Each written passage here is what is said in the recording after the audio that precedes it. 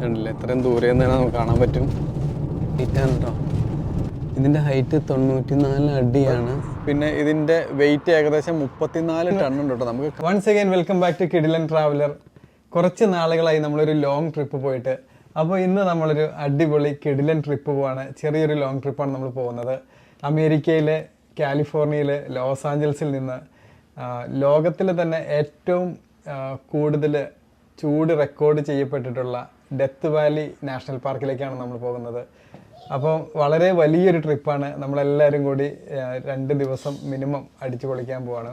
നമ്മളിന്നൊരു വലിയൊരു വണ്ടി റെൻറ്റിന് എടുത്തിട്ടാണ് പോകുന്നത്. സമയം ഇവിടെ രാത്രിയായി, വെള്ളിയാഴ്ച രാത്രി. ഇപ്പോൾ 12:10 സമയം. ഈ സമയത്താണ് നമ്മൾ യാത്ര സ്റ്റാർട്ട് ചെയ്യുന്നത്. ഏകദേശം ഒരു 350 മൈലോളം നമുക്ക് ഇവിടുന്ന് പോകാനുണ്ട്. അപ്പോൾ എല്ലാവരും റെഡി അല്ലേ?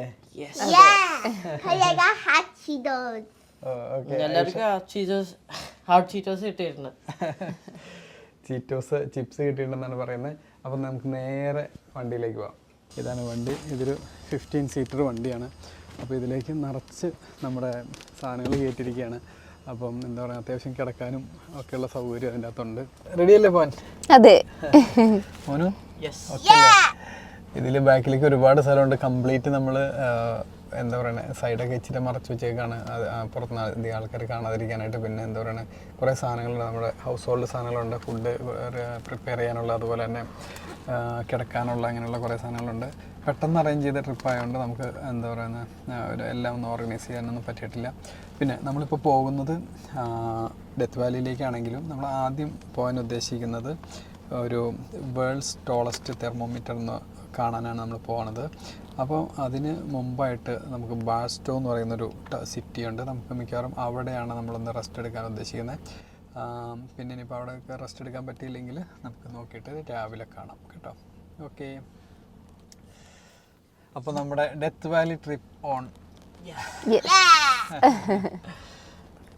Hello, good morning. നമ്മളിപ്പോൾ ബേക്കർ എന്ന് പറയുന്ന ഒരു സ്ഥലത്ത് ഇന്നലെ രാത്രി 3 മണിയായപ്പോൾ നമ്മളിവിടെ എത്തി. അപ്പോൾ ബേക്കർ എന്ന് പറയുന്ന സ്ഥലത്തിന് മുമ്പായിട്ട്, അതായത് ബാർസ്റ്റോയ്ക്കും ബേക്കറിനും ഇടയിലായിട്ട്, ബാർസ്റ്റോ കഴിഞ്ഞ് കുറച്ച് കഴിയുമ്പോൾ തന്നെ ഇവിടെ ഒരു നല്ല അടിപൊളി ഒരു റെസ്റ്റിംഗ് ഏരിയ ഉണ്ടായിരുന്നു. അപ്പോൾ ആ റെസ്റ്റിംഗ് ഏരിയയിൽ നമ്മൾ ഇവിടെ റെസ്റ്റ് എടുത്ത് ഇപ്പോൾ സമയം രാവിലെ 8 മണിയായി.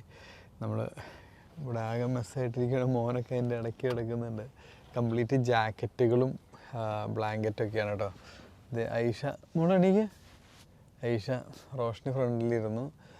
ഓരോരുത്തർക്കും ഓരോ റോയിൽ കിടന്നുറങ്ങാനുള്ള സൗകര്യം ഉണ്ടായിരുന്നു. പക്ഷെ നമുക്ക് ഒരുപാട് ഐറ്റംസ് ഉള്ളതുകൊണ്ട് നമുക്ക് എനിക്കിവിടെ കിടക്കാൻ പറ്റി.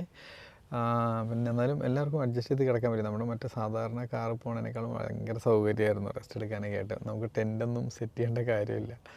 അപ്പോൾ എന്തായാലും നമുക്കിനിയിപ്പോൾ ഇവിടുത്തെ കാര്യങ്ങളൊന്ന് കാണിച്ചു തരാൻ വേണ്ടിയിട്ട് നമുക്ക് നേരെ നമ്മുടെ ഫസ്റ്റ് ഡെസ്റ്റിനേഷനായ വേൾഡ്സ് ടോളസ്റ്റ് തെർമോമീറ്റർ കാണാൻ പോവാം. ഈ റെസ്റ്റ് ഏരിയയുടെ പേര് ക്ലൈഡ് വി കെയിൻ എന്നാണ്. നല്ല അടിപൊളി ഒരു റെസ്റ്റ് ഏരിയ ആണ്. ഞാൻ കാണിച്ചു തരാം. ഇതാ, നമുക്ക് ലോറികളൊക്കെ അവിടെ പാർക്ക് ചെയ്തേക്കുന്ന അവിടെ നിന്ന് അങ്ങോട്ട് കാണാം. നിങ്ങൾക്കറിയാം, റെസ്റ്റ് ഏരിയയിൽ കാറുകൾ വേറെ ഏരിയയിലാണ് പാർക്ക് ചെയ്യുന്നത്. ഇങ്ങനെ ഈ ഏരിയയിലേക്ക് 2 വലിയ ബാത്റൂമുകളുണ്ട്. നമ്മുടെ ഫ്രീവേ 15നോട് ചേർന്നാണ് നമ്മുടെ നെവാഡയ്ക്ക് പോകുന്ന, ലാസ് വേഗാസിലേക്കും കൂടെ പോകുന്ന റോഡാണത്. നല്ല നീറ്റായിരുന്നു കേട്ടോ. ബാത്റൂമൊക്കെ നല്ല അടിപൊളി നീറ്റായിരുന്നു. അപ്പോൾ നമുക്ക് 10 മണിക്ക് ബേക്കറിൽ നമ്മുടെ ലോകത്തെ ഏറ്റവും ടോളസ്റ്റ് ആയിട്ടുള്ള തെർമോമീറ്റർ കാണാം. നമ്മളിനിയിപ്പോൾ അതിനാണ് പോകുന്നത്. ഇപ്പോൾ സമയം 8:30 ആയിട്ടുള്ളൂ. ഇവിടുന്ന് 1 മണിക്കൂർ താഴെയുള്ളൂ അങ്ങോട്ടേക്ക്. മരുഭൂമിയുടെ ചെറിയൊരു രൂപം നമുക്ക് ഇവിടെ മുതൽ കാണാനുണ്ട്. അതാണെങ്കിലും നമ്മൾ രാത്രി വണ്ടി പാർക്ക് ചെയ്ത ഈ ഏരിയയിലാണ്. ഇവിടെ നിന്ന് ഒരുപാട് വണ്ടികൾ നമ്മുടെ കൂടെ സൈഡിൽ പാർക്ക് ചെയ്തിട്ടുണ്ടായിരുന്നു. നല്ല കംഫർട്ടബിളായിട്ടുള്ള, അത്യാവശ്യം സ്റ്റാൻഡേർഡായിട്ടുള്ള ആളുകളും വണ്ടികളൊക്കെ ആയിരുന്നു. ചില സ്ഥലത്ത് നമുക്ക് ചെല്ലുമ്പോൾ അധികം വണ്ടികളൊന്നും ഇല്ലെങ്കിൽ നമുക്ക് രാത്രി സ്റ്റേ ചെയ്യാൻ ഇത്തിരി ബുദ്ധിമുട്ടായിരിക്കും. അപ്പോൾ നമ്മൾ ചെറുതായിട്ടൊന്ന് റെസ്റ്റ് എടുത്തിട്ട് പോകും. ഇതിപ്പോൾ നമ്മൾ ഏകദേശം 5 മണിക്കൂറോളം കിടന്ന് ഇവിടെ ഉറങ്ങാൻ പറ്റി. All set. ഓക്കെ, അപ്പോൾ നമ്മുടെ വണ്ടി 15 സീറ്റർ വണ്ടിയിലേക്ക് വീണ്ടും കയറാം. യെസ്, അപ്പോൾ നമുക്ക് പോകാം. നമ്മൾ ജസ്റ്റ് ഡിസ്റ്റൻസ് ഒന്ന് നോക്കിയായിരുന്നു കേട്ടോ. ഇത് ബാർസ്റ്റോയിൽ നിന്ന് ബേക്കറിലേക്ക് പോകുന്ന വഴിക്ക് 40 മൈൽ കഴിഞ്ഞിട്ടാണ്.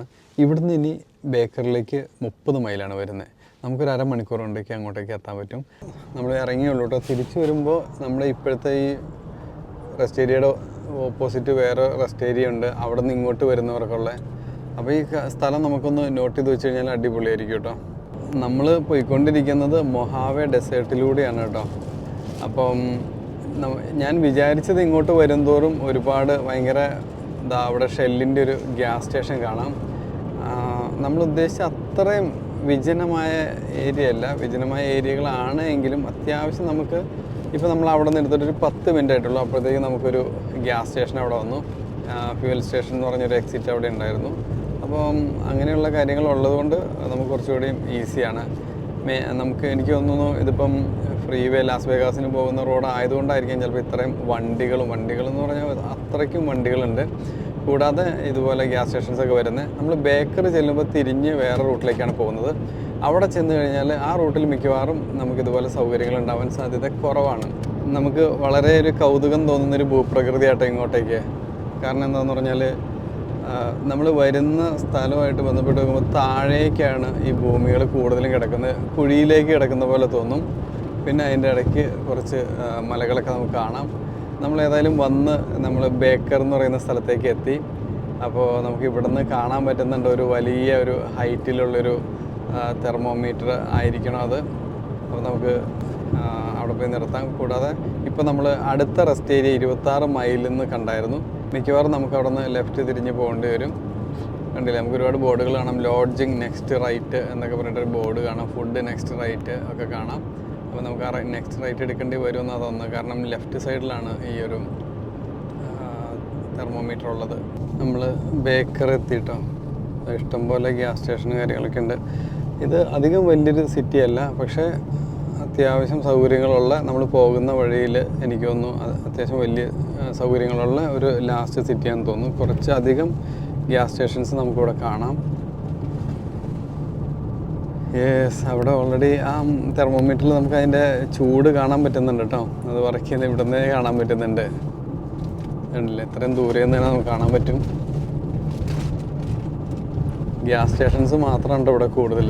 കാരണം ഈ ലാസ് വേഗാസിന് പോകുന്ന വഴി ആയതുകൊണ്ട്, വഴി അപ്പുറമാണ് മെയിൻ റോഡ്. നമ്മളിപ്പോൾ ലോക്കലായിട്ടുള്ള റോഡിലേക്ക് കടന്നു. ബേക്കറിൻ്റെ ചെറിയ റോഡിലേക്ക് കടന്നു.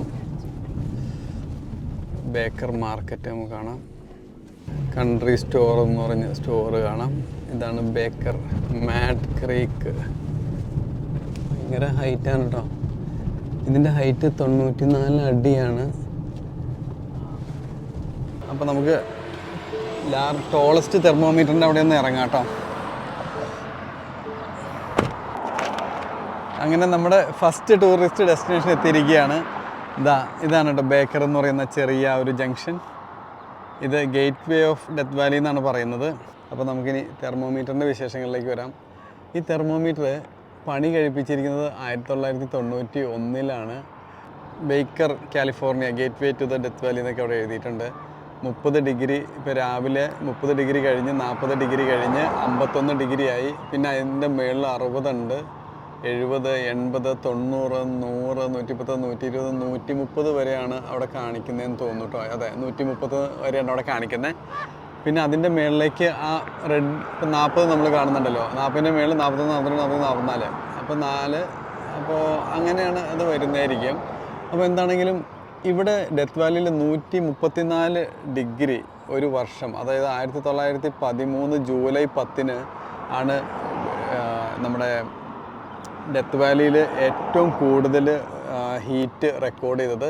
അത് വേൾഡിലെ ഏറ്റവും റെക്കോർഡ് ചെയ്യപ്പെട്ട, ഇതുവരെ റെക്കോർഡ് ചെയ്യപ്പെട്ടിരിക്കുന്ന ഏറ്റവും വലിയ ചൂടാണ്.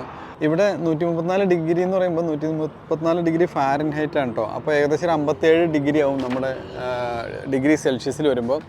അപ്പോൾ അതിനെ അനുസ്മരിച്ചുകൊണ്ട് 134 അടി ഹൈറ്റിലാണ് ഈ ഒരു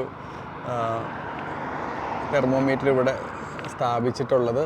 പിന്നെ ഇതിൻ്റെ വെയിറ്റ് ഏകദേശം 34 ടൺ ഉണ്ട് കേട്ടോ. നമുക്ക് കാണുമ്പോൾ നിസ്സാരമായിട്ട് തോന്നും. ഇത് പണി കഴിച്ച സമയത്ത് ഒരു $7 ലക്ഷം ഇതിന് ചിലവ് വന്നിരിക്കുന്നത്. പക്ഷേ ഇന്നത്തെ വാല്യൂ നോക്കുവാണെങ്കിൽ അത് 1.5 മില്യൺ വാല്യൂ ആണ് ഇതിനെ കണക്കാക്കുന്നത്. ഇതിൻ്റെ ഹൈറ്റ് എത്രയാണെന്ന് കാണണമെങ്കിൽ ഈ കാറിൻ്റെ ഹൈറ്റിൽ നിന്ന് നമ്മളിങ്ങനെ അങ്ങ് നോക്കിയാലാണ് ഇതിൻ്റെ ഹൈറ്റ് നമുക്ക് മനസ്സിലാവുള്ളൂ. 134 അടിയാണ് ഇതിൻ്റെ ഹൈറ്റ്. ഇത് ഇത്രയും വലിയൊരു ടൂറിസ്റ്റ് അട്രാക്ഷനായിട്ട് ഇത് സ്റ്റാർട്ട് ചെയ്തത് ഗവൺമെൻറ് ഒന്നുമല്ല. ഇതൊരു വിൽസൺ ഹെറൺ എന്ന് പറയുന്നൊരു ബിസിനസ്സുകാരനാണ് ഈ ഒരു തെർമോമീറ്റർ ഇവിടെ സ്ഥാപിച്ചത്. ഇവിടെ അങ്ങനെയാണ് കേട്ടോ, ഒരു ബിസിനസ് സ്ഥാപനത്തിൻ്റെ പ്രൊമോഷന് വേണ്ടിയിട്ട് ഇവർ പല രീതിയിലുള്ള കാര്യങ്ങളും ചെയ്യും, ടൂറിസ്റ്റുകൾ അട്രാക്റ്റ് ചെയ്യാനൊക്കെ ആയിട്ട്. പണ്ട് ലാസ് വേഗാസിൽ ഒരു ഹോട്ടലുകാർ അവരുടെ ബിസിനസ് പ്രൊമോഷന് വേണ്ടിയിട്ട് ഏകദേശം 65 ദിവസത്തോളം നിർത്താതൊരു വിമാനം ഓടിച്ചൊരു കഥയുണ്ട്. അത് നമുക്ക് പിന്നീട് പറയാം. 1991 ഇത് പണിത് ഉടനെ തന്നെ ഇവിടെ 110 കിലോമീറ്റർ സ്പീഡിലുള്ളൊരു കാറ്റടിച്ച് ഇത് ഒടിഞ്ഞു പോയി നടുക്ക് വെച്ച്. അതിനുശേഷം വീണ്ടും റീബിൽഡ് ചെയ്തു. പക്ഷേ എന്നാലും വീണ്ടും കാറ്റും പ്രശ്നങ്ങളും വന്നിട്ട് ഇതിൻ്റെ ഈ ബൾബുകൾക്കൊക്കെ നാശനഷ്ടം ഉണ്ടായി. പിന്നീട് വീണ്ടും ഇവർ റീബിൽഡ് ചെയ്യുകയാണ് ചെയ്തത്. 2012 ആയപ്പോഴത്തേക്കും ഇതിൻ്റെ കറണ്ട് ബില്ല് താങ്ങാനാവാതെ ഇതിൻ്റെ ഓണർ ഈ ബിസിനസ് സ്ഥാപനം ഇവിടെ സ്റ്റോപ്പ് ചെയ്തു കേട്ടോ. 2012 $8,000 എന്ന് പറയുമ്പോൾ ഇപ്പോൾ ഏകദേശം ഒരു $11,000 വരും. അപ്പോൾ ഈ ബിസിനസ്സിൽ നിന്ന് കിട്ടുന്ന വരുമാനത്തിൽ നിന്ന് വേണമല്ലോ ഇവർക്ക് ഇത് അടയ്ക്കാനായിട്ട്. പിന്നെ 2013 ആയപ്പോഴത്തേക്കും ഇവരിത് സെയിലിന് ഇട്ടു. പിന്നെ വീണ്ടും 2014 ഇത് നിർമ്മിച്ച ആളുടെ പേര് വിൽസൺ ഹെറൺ എന്നാണ്. അദ്ദേഹത്തിൻ്റെ മദർ വീണ്ടും ഇത് തിരിച്ചു വാങ്ങി. അങ്ങനെ വീണ്ടും ഇത് റണ്ണിങ്ങിലായി. ഇത്രയും വലിയൊരു സംഭവമൊക്കെ ശരിക്കും ഗവൺമെൻറ് ഏറ്റെടുത്ത് നടത്തേണ്ട ഒരു അത്രയും നല്ലൊരു അടിപൊളി സ്ഥലമാണ്. ഇപ്പോൾ നമുക്കിപ്പോൾ രാവിലെ നമ്മൾ മിക്കവാറും ഫസ്റ്റ് വിസിറ്ററായിരിക്കും ഇവിടുത്തെ. നമുക്ക് അവിടെ ഒരു ഇത് സംഭവം കാണാം. കണ്ടു കഴിഞ്ഞാലൊരു UFO പോലെയുണ്ടത്. എന്താണെന്ന് നമുക്ക് ചെക്ക് ചെയ്ത് നോക്കാം. അത്യാവശ്യം ഒരു ആംബിയൻസ് ഉള്ളൊരു സ്ഥലമാണ് കേട്ടോ ഈ ഒരു ബേക്കർ. പിന്നെ ബേക്കേഴ്സ് ഫീൽഡ് എന്ന് പറഞ്ഞിട്ട് കാലിഫോർണിയയിൽ വേറെ സ്ഥലമുണ്ട് കേട്ടോ. നിങ്ങൾ അതായിട്ട് ഇത് കമ്പയർ ചെയ്ത് ഇത് രണ്ടും 2 ഏരിയയിലാണ്. ഈ ഷോപ്പിൻ്റെ പേര് തന്നെ ഉണ്ടല്ലേ, ടെമ്പറേച്ചർ 134 ഗിഫ്റ്റ് ഷോപ്പ്. ഇവിടെയുള്ള എല്ലാ കൊച്ചു കൊച്ചു കാര്യങ്ങളും വലിയ കാര്യങ്ങളൊക്കെ ഇവർ വലിയ സീരിയസ് ആയിട്ട് തന്നെ എടുക്കും കേട്ടോ. അതൊരു വലിയൊരു സംഭവമാണ്. ഇന്ന് നമ്മളാണ് കേട്ടോ ഇവിടുത്തെ ഫസ്റ്റ് വിസിറ്റർ. രാവിലെ 10 മണിയാകുമ്പോഴാണ് ഇവർ ഓപ്പൺ ആവുള്ളൂ. പക്ഷേ ഇപ്പോൾ രാവിലെ 9:34 ആയിട്ടുള്ളൂ. എന്തായാലും ഓപ്പൺ ആയാലേ കാണാൻ പറ്റുള്ളൂ എന്ന് വിചാരിച്ചിരുന്നത്. നമുക്ക് എപ്പോൾ വേണമെങ്കിലും ഇത് കണ്ടിട്ട് പോകാൻ പറ്റും. അതുകൊണ്ട് പ്രത്യേകിച്ച് വെയിറ്റ് ചെയ്യേണ്ട കാര്യമില്ല. നമുക്ക് വേണമെങ്കിൽ കുറച്ചുകൂടി നേരത്തെ വരാമായിരുന്നു. ഇത് 10 മണിക്ക് ഓപ്പൺ എന്ന് കണ്ടുകൊണ്ടാണ് നമ്മൾ ഇത്തിരി അവിടെ ലേറ്റ് ആക്കിയത്. അപ്പോൾ നമ്മുടെ ഫസ്റ്റ് ഡെസ്റ്റിനേഷൻ എല്ലാവർക്കും ഇഷ്ടമായോ? അപ്പോൾ ഇനി നമുക്ക് അടുത്തതായിട്ട് ബാഡ് വാട്ടർ ബേസിനിലേക്ക് പോകാം. ഇനി നമുക്കൊരു 2.5-3 മണിക്കൂർ യാത്രയുണ്ട്. ഏകദേശം ഒരു 100 മൈൽ ഇവിടുന്ന് പോകാനുണ്ട്. നേരെ ബാഡ് വാട്ടർ ബേസിൻ.